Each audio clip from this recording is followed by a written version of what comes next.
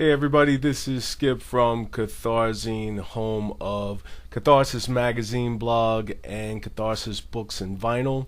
And today we're going to get into the Charlie Brown Halloween special entitled It's the Great Pumpkin, Charlie Brown, in which, while Charlie was trying to trick-or-treat, a bunch of assholes gave him rocks instead of candy.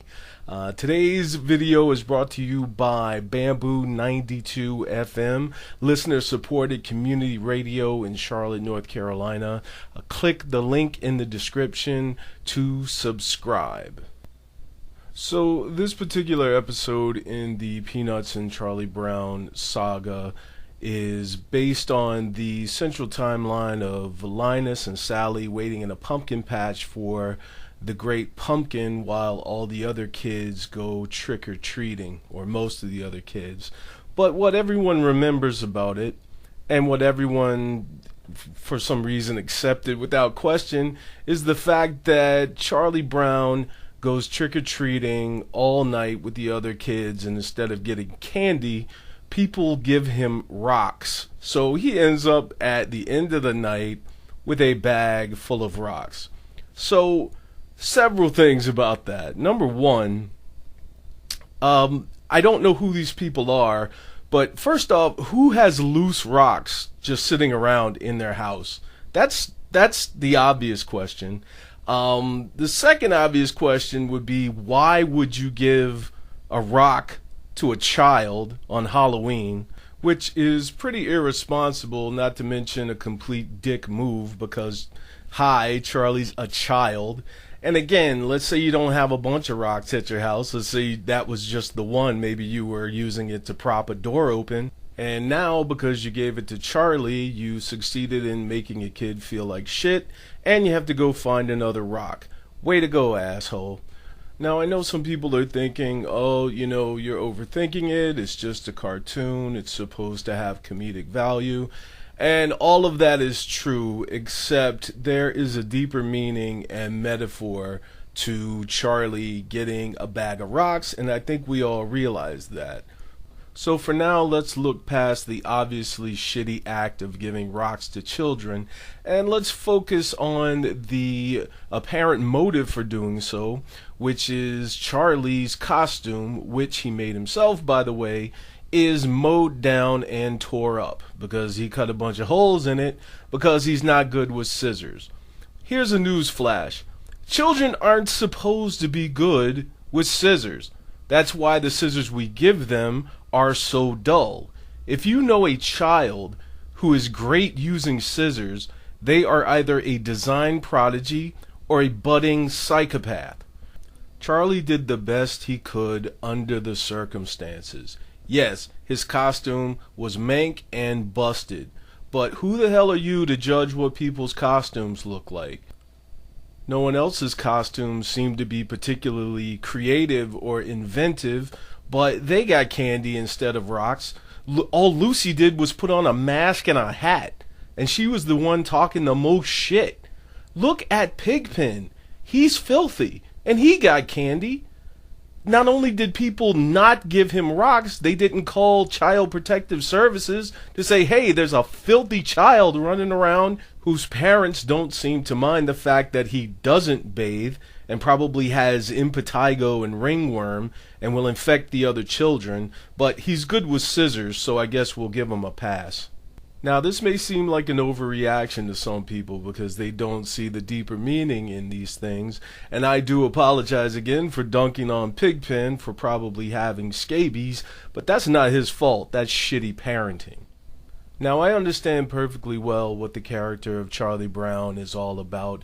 We are simultaneously meant to feel sorry for him, as well as think it's funny that he got a bag of rocks for Halloween.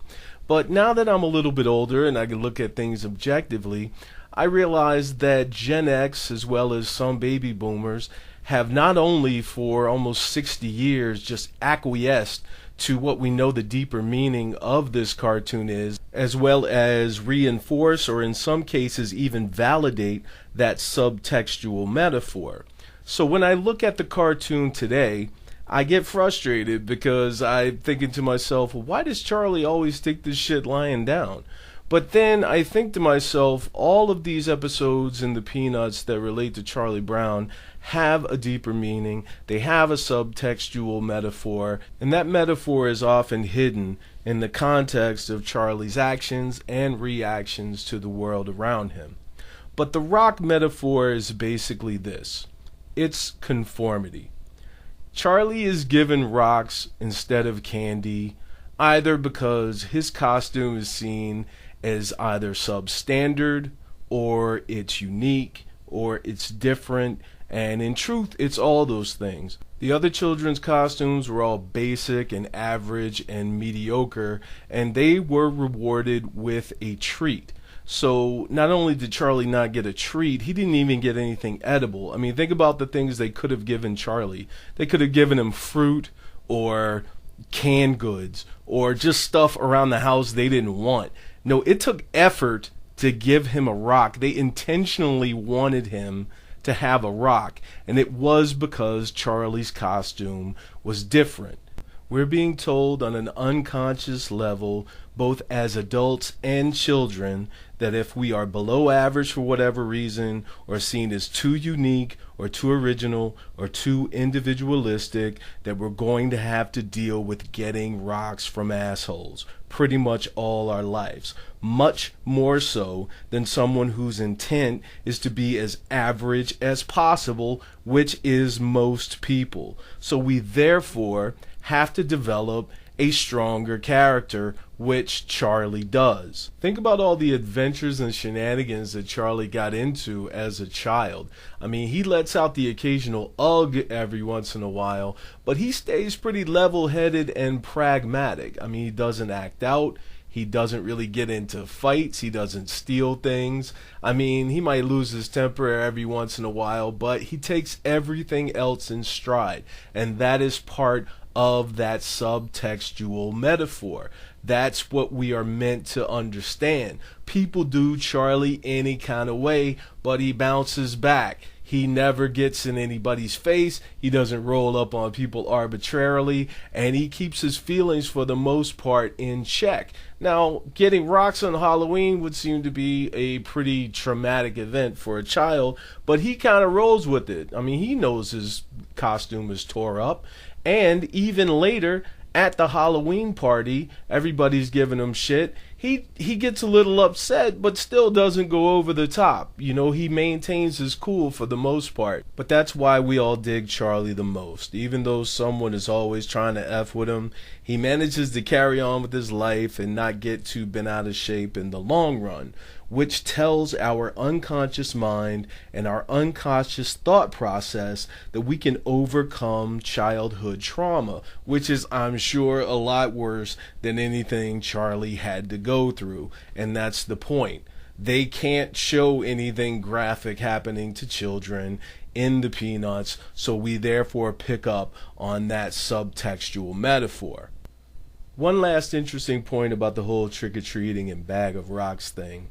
If you notice, Franklin was not with them at all during the time they were trick-or-treating, because I almost guarantee you that Franklin would have talked Charlie into going back and whooping somebody's ass for giving him all them damn rocks, because him and Charlie was boys. He ain't gonna let nothing happen to him. Now, he would have also been honest with Charlie and said, look here, man, your costume is tore up. I mean, them shits look like you might have mental problems or something. I'm really surprised somebody would hand you something that you could obviously use as a weapon, because, you know, your shit is bucked. To be honest, I mean, you'd almost be better off just wearing street clothes about this joint. I mean, at least that way somebody might give you a sandwich or a bottle of pop or an old broken toy that their kids don't want. I mean, anything's better than a rock, but, you know, I got your back. You know, I'm your boy. But it's effed up that people are giving you rocks. See, I think that's why they didn't invite Franklin to a lot of things, because they knew he would have Charlie Brown's back. And it makes everybody feel better to dump on Charlie. And they didn't want nobody on his side. That's why you hardly saw Franklin. Dig it. Science. Thank you for watching my latest video. Please subscribe to the Catharzine YouTube channel, as well as visit catharzine.com to read all the articles and watch all the videos that were banned from YouTube from one reason or another. Thank you again to our sponsor, Bamboo 92, listener-supported community radio, home of the world-famous Soundboy Show and the Weekly Worldview, among many other podcasts. Until next time, take it easy, fam, and I will catch y'all on the flip.